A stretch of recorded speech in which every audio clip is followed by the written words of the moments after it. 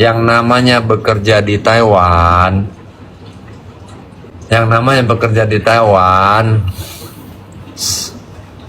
saya jelaskan panjang lebar ya, saya harap kalian bisa mendengar ya. Kalian sekarang anak-anak yang baru berangkat, terkadang kalau saya bilang ada yang veteran, ada yang senior, junior, kalian marah. Kita semua sama-sama pekerja, kenapa dikasta-kastakan kok? Gini ceritanya, kau dengerin dulu. Kalian sekarang bisa berangkat ke Taiwan, itu bukan karena ngelihat video cowok cisau kalian bagus. Ni hao, cowok cisau, wo jiao Elvina, 今年我结婚了2-3次了，我有3个小孩. Bukan gitu. Ya, jadi kalian itu Indonesia namanya bagus di Taiwan karena memang pendahulu kalian di sana memanjakan majikan. Mereka telah memanjakan majikan dengan tidak rewel bekerjanya. Jaga akong, ya.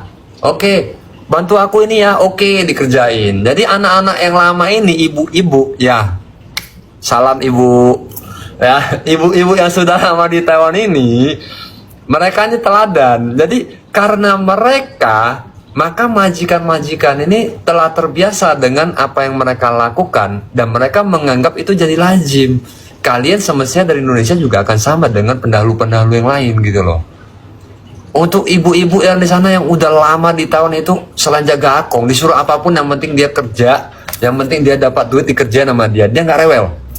Itulah yang menyebabkan majikan setelah pakai Indonesia, dia milih Indonesia lagi. Paham nggak maksud Koko? Harapan Koko adalah jangan kalian karena tambah sedikit kerjaan malah rewel gitu. Nanti kesempatan atau kesempatan dapat job order itu makin sempit, makin kecil. Nanti dia udah takut nih, wah pakai Indonesia rewel nih. Padahal aku dulu pakai Indonesia, gua minta bantuan dia cuma bantu aku bersihin halaman bentar, oke loh. Makanya gue mau pakai Indonesia. Kok yang sekarang rata-rata begini ya, disuruh bersihin halaman nggak mau gini. Jadi akan ada perbandingan. Paham nggak maksud saya? Tapi sekali lagi, pekerjaan yang di luar job desk itu bekerja tidak sesuai kontrak, ini sudah pasti dan saya tidak bisa membenarkan ini. Cuman kembali lagi, faktanya yang tadi saya sebutkan itu juga harus dipikirkan. Ngerti ya maksud Koko ya? Ngerti ya? Oke, itu yang pertama dari segi pekerjaan. Yang kedua, segi libur. Ya, segi libur. Gini, libur merupakan hak. Iya, betul. Sesuai dengan di surat permintaan, kalian pasti ada melihat. Bekerja dalam 1 minggu adalah 6 hari. Jikalau lembur, maka akan ditambahkan 667 per hari. Benar? Nah, di Taiwan unik. Boleh libur asalkan mendapat persetujuan majikan. Oke?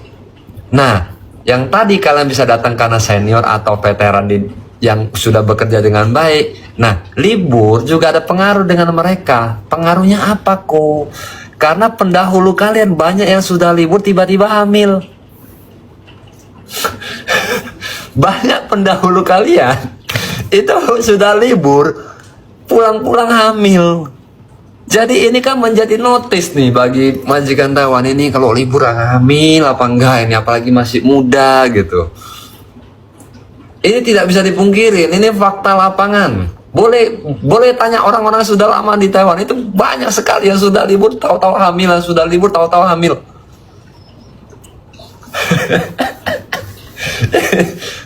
Jadi itu ada artinya itu. Jadi gini ya. Jadi peraturan ada peraturan, tapi ada fakta lapangannya. Kenapa bisa seperti itu? Ya karena seperti ini ada alasannya juga gitu loh. Paham ya maksud Koko ya?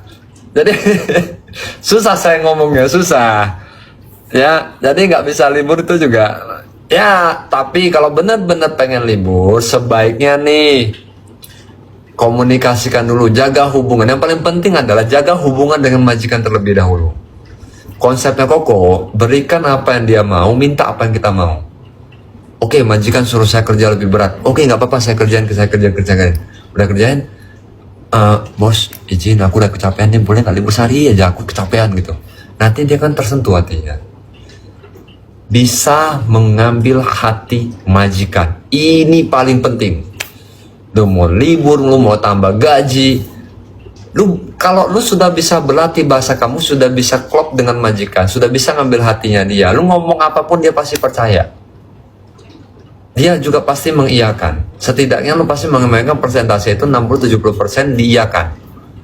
Karena saya dulu juga bekerja, guys. Pertama kali saya kerja juga ada kerja di tempat kayu, ada di tempat kauli saya juga, sempat kerja di konstruksi juga. Awal pertama ya nggak bisa apa-apa. Saya kerja, suruh ngecor, disuruh ikat besi, ikat.